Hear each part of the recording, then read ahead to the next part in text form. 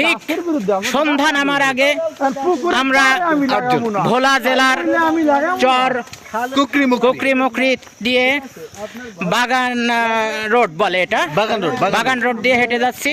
সামনে আমাদের মহান দুষ্কৃতিকারী যে আমাদেরকে বলতেছে যে গাছের কোনো উপকারিতা নেই, গাছ কেটে দিতে হবে, গাছের কারণে রোগ জীবাণু হয়, সূর্য থাকলে সবকিছু হবে। এই যে ক্যাপ পরিহিত যে দুষ্কৃতিকারী, এই বনদস্যু, এই বনদস্যুকে একটু তাকাই দেন, এই বনদস্যুর মুখটা একটু এদিকে ঘোরাই দেন। এই যে বনদস্যু, ঠিক আছে, তাকে তার গলা কেটে দিতে হবে, ঠিক আছে।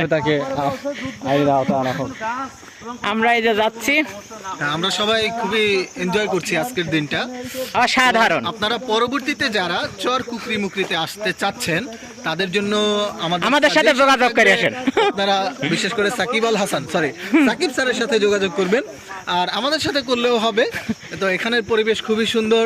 আমরা একটি বাগান রোড মানে জঙ্গল রোড যেটাকে বলা হয়, এরকমের একটি জঙ্গল রোডের মধ্য দিয়ে হাঁটছি। We are enjoying too much. আরো কিছু দুষ্কৃতিকারী পেছনে আছে, এই যে সামনে দুষ্কৃতিকারী।